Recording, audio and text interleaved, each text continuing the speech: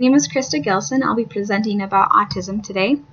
And first we'll start out with just understanding how often autism affects society and people in general. And that would be 1 in 68 children or individuals are diagnosed with autism.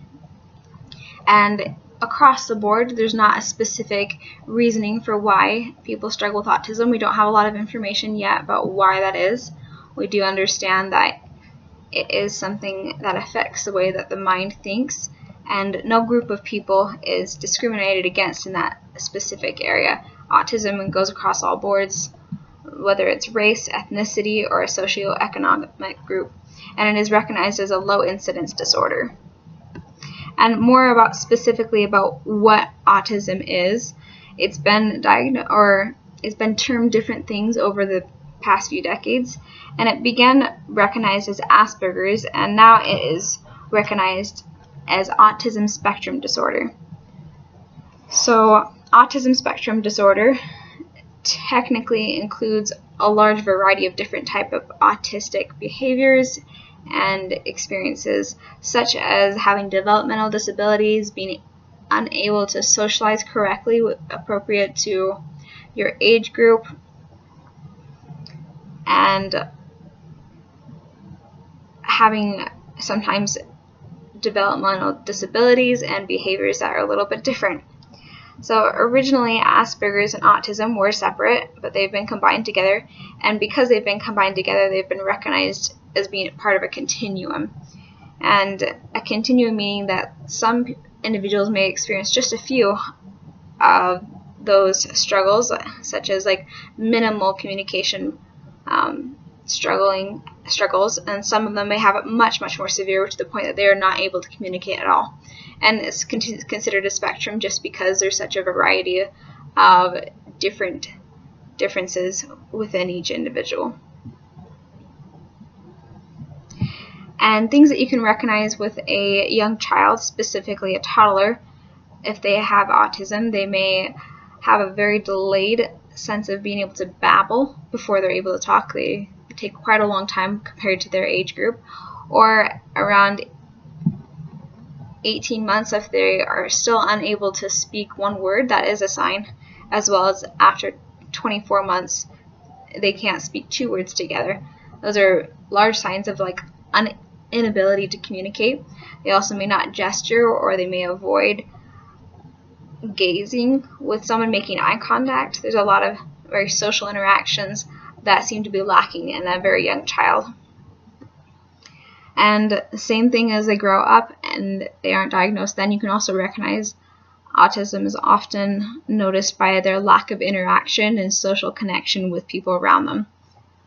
They also are very likely to continue with repetitive behavior. For example, a young child may have a group of cars, little toy cars, and they may stack them over and over on top of each other, and then they'll repeat the behavior and do it again and again, and it may take 20 minutes, 30 minutes, maybe an hour, many hours of doing the same thing over and over again. And a lot of these behaviors are typically not with other children, it's only on their own. And what can be done about autism? It is recommended by medical professionals that early intervention is the best, because when a child is given the earliest intervention possible, they're also giving the best strategies as soon as possible, so they're better able to understand how to start to learn how to communicate and how to recognize facial emotions and how to manage their autistic challenges within the frame of their family, and then the frame of school even, or in society. So they're able to build on it at an early age and then be able to combat those challenges as soon as possible, so that they can continue to work on it as they grow up. And as far as educators go, we have a specific way that we can handle an individual who struggles with autism, and that would be by using an individualized education program. And these sounds very vague, but it's vague because it would have to be specific to that specific individual. For example, say a child had a really hard time communicating, was unable to connect to either her peers or adults around her, or both. And so a teacher and a group of professionals would help that young child come up with goals that would be specific to her challenges, such as learning how to express what they want when they want something. And so that individualized education program would be working on different goals the whole time and continuing to build on it. And the way that we are able to create an individualized education program is by incorporating applied behavior analysis. And that includes a variety of different types of strategies. For example, discrete trial training is giving a child a series of trials where they're given separated steps, learning how to build up to completing a task. So you have a large task, for example, and you've just broken down that task by many mini tasks. Then we have early intensive intervention, which is what we mentioned earlier. It's intervening as early as possible, around 3 years old at best.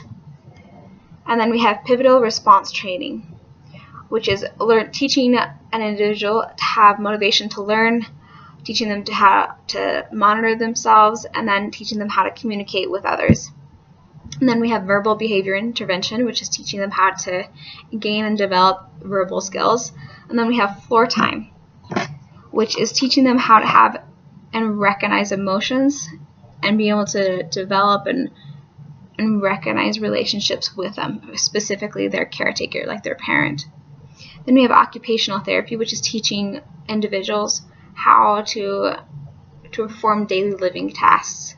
Then we have sensory integration therapy, which is teaching them how to handle and recognize sights and sounds and smells. And then we have speech therapy, which is very similar to verbal behavior intervention, which is teaching them how to speak and how to continue to communicate. And overall, autism has a huge broad spectrum, so each individual is just very different compared to another one because each person has specific challenges that are unique to them. And so it's easy to give information, but at the end of the day, you do need to recognize what's best for that individual. That's all that I have to hear for you. Thank you.